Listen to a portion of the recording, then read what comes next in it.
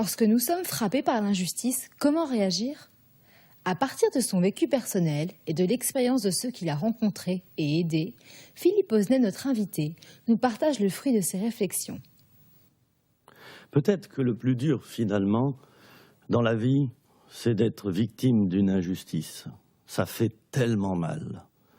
Ça broye un cœur, une vie, et on a vraiment du mal à se relever. J'ai un exemple à vous donner, c'est celui d'un collègue de travail. Je suis ému parce que ce collègue de travail, il a été en grande difficulté et je l'ai appris. Je l'ai appris, mais c'était un peu tard.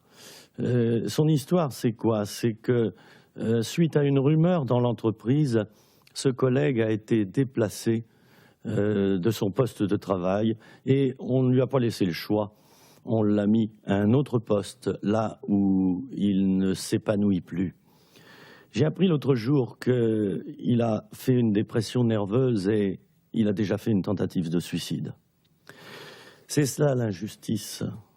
C'est un bolide que nous recevons en pleine figure à 180 à l'heure. Mais pourquoi est-ce que ça nous fait autant mal, l'injustice? Beaucoup plus que lorsque d'autres erreurs sont faites avec nous, lorsque d'autres souffrances nous assaillent. Eh bien, parce que l'injustice, elle est relative à un mensonge ou à une déformation de la vérité, certainement à l'inverse, en tout cas, de la justice que nous attendions. Oui, pour nous, l'injustice, elle devient inacceptable à cause de cela, à cause de son fondement dans le mensonge. Le fondement, c'est la rumeur, c'est le on-dit.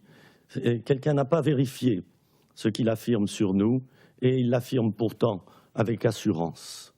C'est inacceptable, c'est impardonnable, pensons-nous.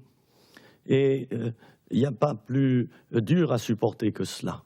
Alors nous rentrons, nous rentrons dans la colère. L'esprit de vengeance s'installe en nous.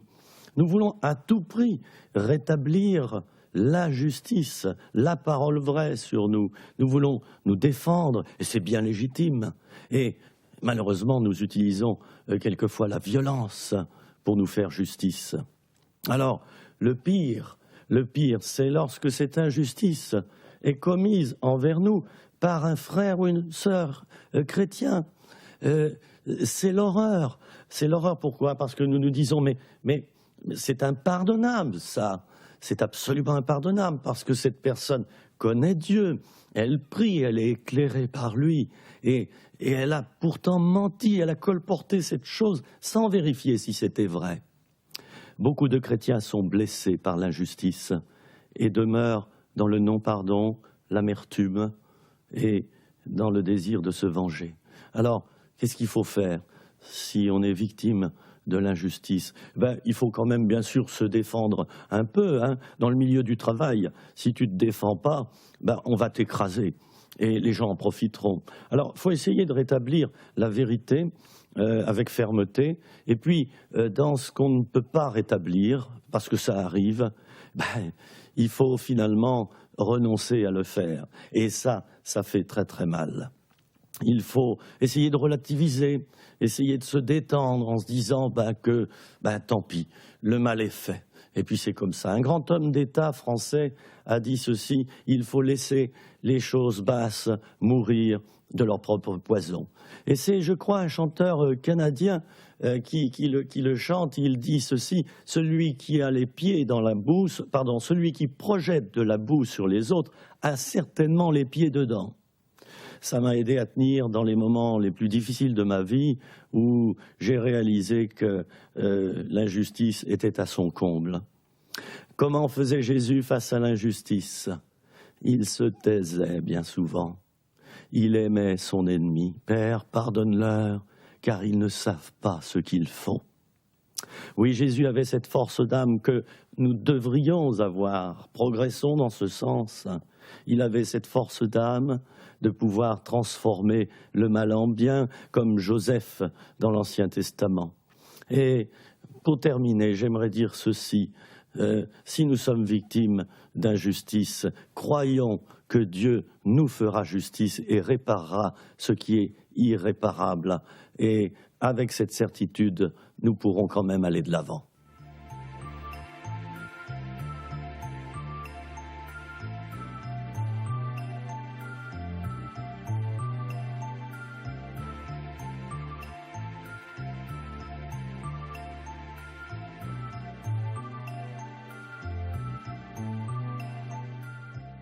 Peut-on comprendre que même des croyants sincères puissent éprouver des difficultés dans leur foi lorsque la souffrance les touche personnellement? Oui, bien sûr, et ça peut tout à fait se comprendre, parce que quelquefois, trop c'est trop, la coupe est pleine et elle déborde. Nous avons tous, en tant qu'êtres humains, des limites, et lorsque ces limites sont dépassées, voire même repoussées bien au-delà du supportable, nous craquons. Nous craquons, et ça a quelquefois comme effet une prise de distance avec Dieu, qui souvent est involontaire. Elle est souvent involontaire. Nous en voulons à Dieu de nous faire parcourir un tel cheminement, mais nous avons réellement de la rancune contre lui, parce que nous pensons que c'est injuste. Nous pensons qu'il est injuste de nous faire passer par là. Et nous assimilons Dieu à l'image d'un père fouettard qui aime abaisser et détruire les coupables, ce qui, bibliquement, bien sûr, est faux. Alors, lorsque nous nous éloignons de Dieu, c'est logique, nous nous rapprochons de nous-mêmes, nous nous centrons sur le moi, nous devenons égoïstes et nous perdons beaucoup de terrain spirituel. J'aime citer cette image de Pierre qui, au moment de la croix, du moins au moment de Gethsémanée, eh bien, après avoir tranché l'oreille du serviteur du souverain sacrificateur, et Jésus d'ailleurs la recollera au passage, eh bien, après cet événement, il va suivre Jésus de loin. Il a peur, il ne comprend plus rien, et pourtant Jésus avait averti les disciples longtemps à l'avance. Il faudra que je sois livré, il faudra que je souffre, il faudra que je sois mis à mort sur la croix pour les péchés du monde. Pierre suit de loin, et c'est ce qui nous arrive à tous. Au moment où le vase déborde, où l'épreuve devient insurmontable à l'intérieur de nous-mêmes. La Bible, lorsque nous la lisons, nous parle de tellement de promesses merveilleuses sur notre vie. On sera béni, on ne manquera de rien, on ne sera plus malade, etc., etc. Cette lecture de la Bible, dans un moment comme cela, nous ne pouvons même plus la faire. Parce que la différence est telle entre la malédiction que nous croyons vivre dans notre vie et la bénédiction que nous promet la parole, qu'il y a comme une cassure entre nous et Dieu, et là, eh bien, c'est là que ça se gâte. La douleur nous empêche même de prier. La douleur nous empêche d'avoir une relation réelle avec notre Créateur. La ligne sonne occupée lorsque Jésus veut nous parler. Nous nous isolons des autres. Nous allons beaucoup moins aux réunions. Pourquoi? Eh bien, parce que dans les réunions, dans les moments de prière, nous culpabilisons, nous sommes jaloux de la bénédiction des autres. Nous leur en voulons en quelque sorte, et le moyen le plus simple pour nous, c'est d'éviter de les fréquenter. Parce qu'en plus, ils nous posent des questions. Mais ça va pas, tu as l'air triste, qu'est-ce que tu as? Et ça devient épouvantable. Je veux parler à nouveau de ce cycle souffrance-plaisir, ce balancier qui s'établit dans nos vies. Lorsque nous n'arrivons pas à surmonter le mal par le bien, nous le surmontons par le mal, par le plaisir, par le péché sexuel, par l'alcool, etc. Alors, lorsque ce cycle s'installe, en plus, il y a donc une culpabilité qui est là et qui augmente avec le temps. Culpabilité parce que moi je passe par l'épreuve, culpabilité parce que je pêche. Et ça me rajoute des problèmes. Culpabilité, parce que je ne vois plus rien, parce que je crois que finalement, je ne vais pas pouvoir m'en sortir. Alors, au bout d'un moment, eh bien, en quelque sorte, on jette l'éponge. on jette l'éponge. Oh, avec Dieu, je souffre trop. J'étais peut-être mieux avant de faire ma vie avec Dieu, je souffrais moins. C'est ainsi qu'on peut devenir dans le temps rétrograde. Que dire dans un cas pareil? Eh bien, il faut essayer d'atténuer l'effet rebond de la souffrance dans notre vie spirituelle. Il faut essayer de faire des efforts pour recréer un lien avec le Seigneur. Je sais que c'est pas facile, je sais que c'est même très difficile, c'est quasiment même impossible par période, mais cependant c'est réalisable. Revenons à l'Éternel, car il a déchiré, mais sa main va bander et va guérir.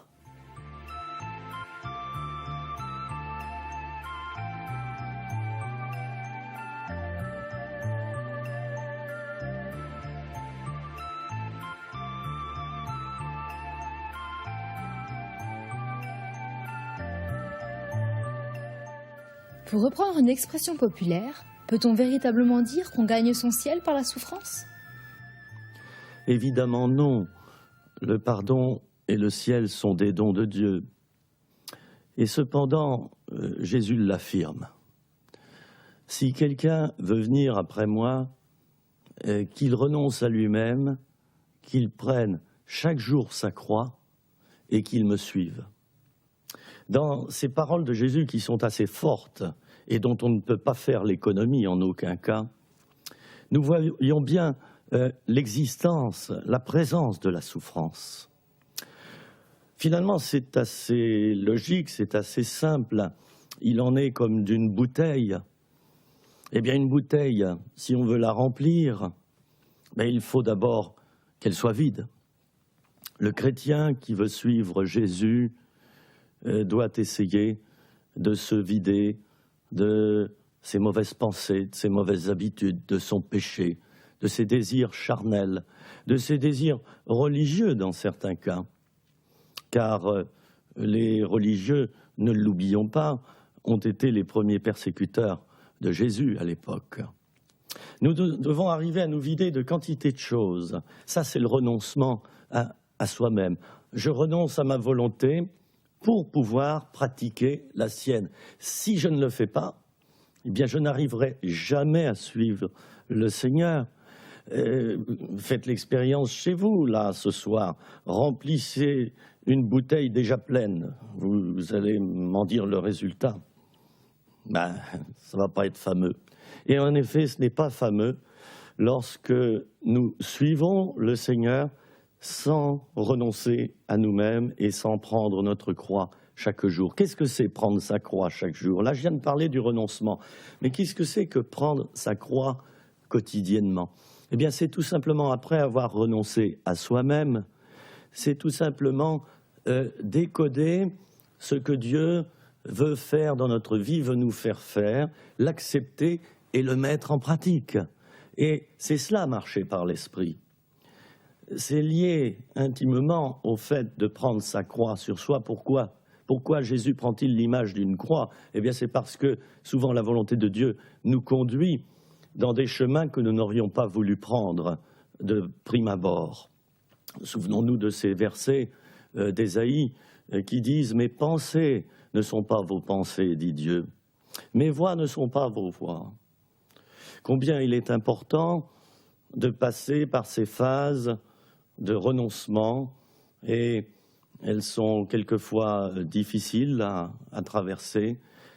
Il est indispensable de pleinement comprendre que c'est une nécessité de le faire. Jésus a dit d'autre part, celui qui voudra sauver sa vie la perdra, et celui qui la perdra pour moi la trouvera, la retrouvera. N'ayons pas peur de perdre notre vie, n'ayons pas peur lorsque nous voyons que les choses diminuent en nous, autour de nous, lorsque nous voyons que les choses ne vont pas comme nous l'aurions pensé. Il nous semble que nous perdons, mais tant mieux que nous perdons, dans un premier temps. C'est nécessaire afin de faire gagner Christ en nous. C'est une nécessité absolue de passer par là, je me répète, mais c'est tellement important. Et j'aimerais lire maintenant un verset de l'Épître aux Romains, chapitre 8, verset 17, c'est pratiquement du mot à mot que je vais faire, tellement chaque mot compte dans ce verset. Or, si nous sommes enfants, nous sommes aussi héritiers, héritiers de Dieu et co-héritiers de Christ, si toutefois nous souffrons avec lui, afin d'être glorifiés avec lui. Alors, ce verset est tellement important, et à la fois il est peut-être un petit peu dur. Il signifie ceci, et je prends vraiment un raccourci, pas de souffrance, pas d'héritage. En quelque sorte, nous n'avons pas le choix, nous devons arriver à passer par là pour être glorifiés avec Christ dans les derniers temps. Alors, bien sûr, il y a deux excès. C'est trop en vouloir, de la souffrance, on devient masochiste, encore. Et puis, il y a l'autre extrême, c'est de ne pas du tout en vouloir. Là, je pense que tout être humain doit apprendre quelle est la ligne exacte, la ligne médiane.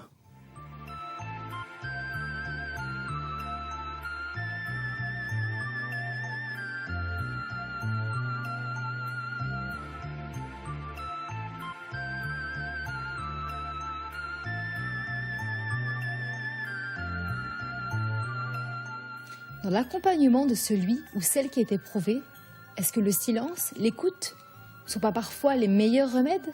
Quel est votre sentiment? Pour moi, la véritable compassion passe d'abord, et c'est primordial, par une écoute profonde et un vrai intérêt envers la personne qu'on veut aider et qui souffre. La Bible, quant à elle, elle est pleine de bons conseils. Elle est pleine de bons conseils spirituels à l'attention des chrétiens qui souffrent. Elle nous dit que quand on souffre, on ne doit pas avoir honte de souffrir. Paul s'adresse à Timothée, son enfant bien-aimé dans le Seigneur, son enfant spirituel, celui qu'il chérit avec affection. Il lui dit la vérité, il ne lui cache rien. Il lui dit, mais Timothée, souffre avec moi. Plusieurs fois, il le dit et il l'écrit dans son épître à Timothée. L'apôtre Paul utilisera également 3 modèles auxquels le chrétien devrait pouvoir se conformer. C'est le modèle du soldat, celui de l'athlète et celui aussi du laboureur. Pourquoi le laboureur? Eh bien parce que le laboureur, il sait attendre. Il a semé ses graines dans le sol, il ne les voit plus. Et rien ne lui prouve qu'elles le sont encore dans les jours qui suivent, mais il croit qu'elles y sont encore, ces graines, qu'elles sont dans le sol. Le laboureur sait attendre le moment où eh bien, la graine va lever, et puis là, ensuite, il y aura un épi, des grains, et puis il y aura la récolte. Savoir attendre comme le laboureur, savoir souffrir comme l'athlète qui souffre jusqu'au bout, jusqu'à ce qu'il obtienne la magnifique coupe de la victoire, la première place. Ça, c'est l'athlète. Et puis, il y a le soldat. Le soldat, eh bien, sa force, c'est qu'il est tout-terrain. Il est capable à tout moment de combattre et de combattre ardemment pour prendre la victoire. Et il travaille également en groupe. Ne l'oublions pas qu'un soldat isolé est un soldat exposé. La Bible me dit de ne pas craindre la souffrance. Elle me dit aussi de ne pas fuir. Paul dira aussi à Timothée, supporte les souffrances, fais l'œuvre d'un évangéliste, supporte-les. C'est-à-dire, ne t'étonne pas qu'elles soient là. Tu ne pourras rien faire par moment, tu ne pourras pas les éviter. Jacques dira dans son épître, bienheureux ceux qui ont souffert patiemment, bienheureux ceux qui ont souffert patiemment. La patience est nécessaire pour pouvoir récolter la bénédiction qui suivra. L'Épître aux Romains, dans un verset, nous dit aussi que l'affliction devrait pouvoir nous mener à plus de persévérance. laquelle nous mènera ensuite à davantage de victoires.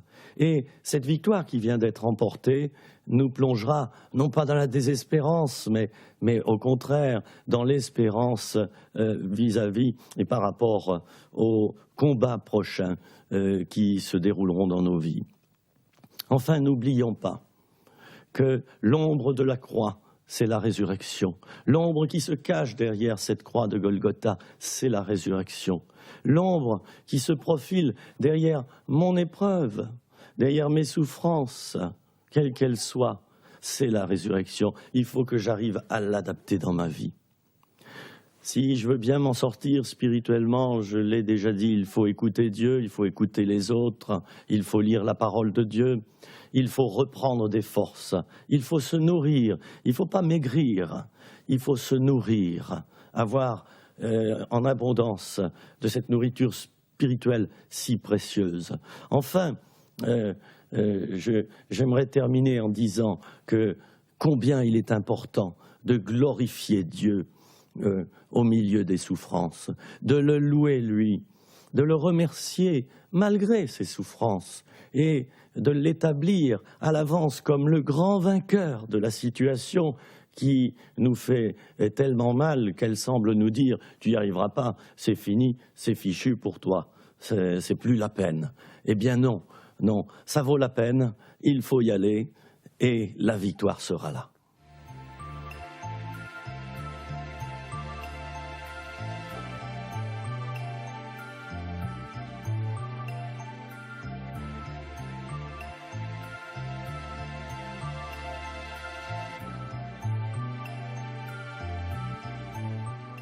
En conclusion, faut-il aller jusqu'à développer des réflexes qui deviendront en quelque sorte une médecine bien utile au jour de l'épreuve? Pourquoi pas? Pour ma part, je considère qu'il est, par exemple, essentiel de garder passionnément confiance en Dieu. Et j'utilise ce mot de passion. Oui, c'est vrai, si notre amour pour Dieu est fort, si mon amour pour Dieu est fort, eh bien, alors, il sera comme l'élément porteur de ma confiance envers lui. Je ne suis pas alpiniste, mais j'ai fait quelquefois de la montagne.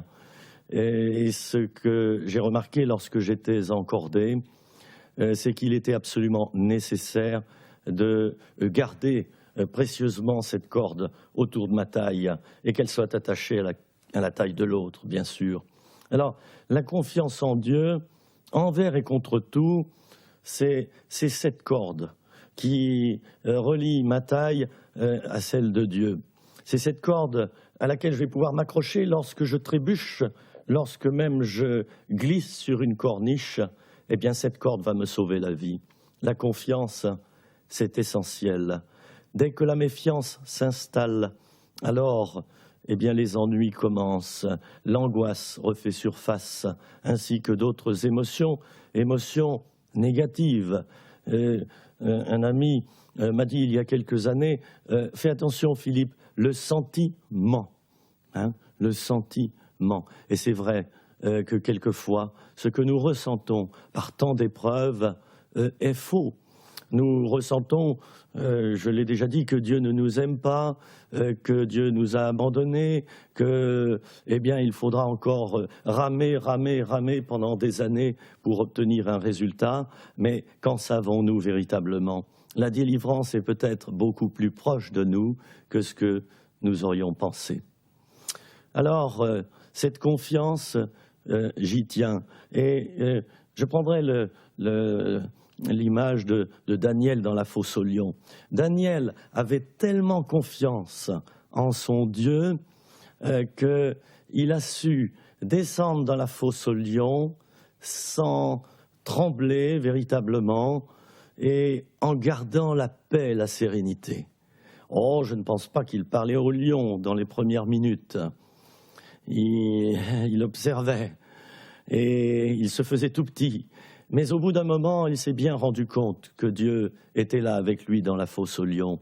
Il était là aussi dans la fournaise qui concerne les compagnons de Daniel. La confiance, c'est essentiel, c'est une arme elle nous porte, je viens de le dire.